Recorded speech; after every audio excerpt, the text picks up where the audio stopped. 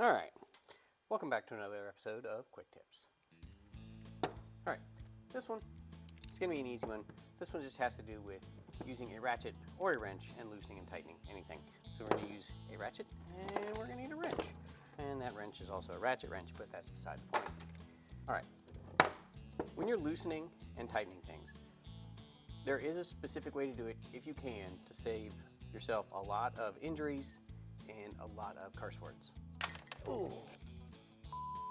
What you want to do whenever possible, especially when loosening, but tightening as well, never be pushing away from you.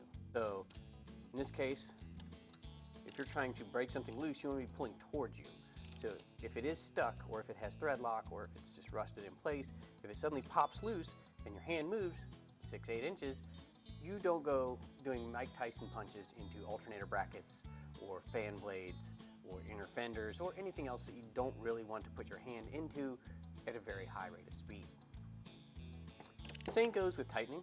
If you're going to be tightening something, flip it around, you'd rather be pulling towards you in case the bolt happens to snap or fastener breaks or your socket or wrench slips off of the fastener. You'd rather have it pulling towards you so you're just coming towards yourself and not pushing away. Wait, where's tightening? That's tightening. Not pushing away where something breaks loose, and again, your Mike Tyson's punch out right into whatever is about 6 inches away from your hand. Same thing with wrenches. Usually it's from rounding off, open or closed in, doesn't really matter. When you're loosening or tightening something, you want to be pulling towards you, not pushing away.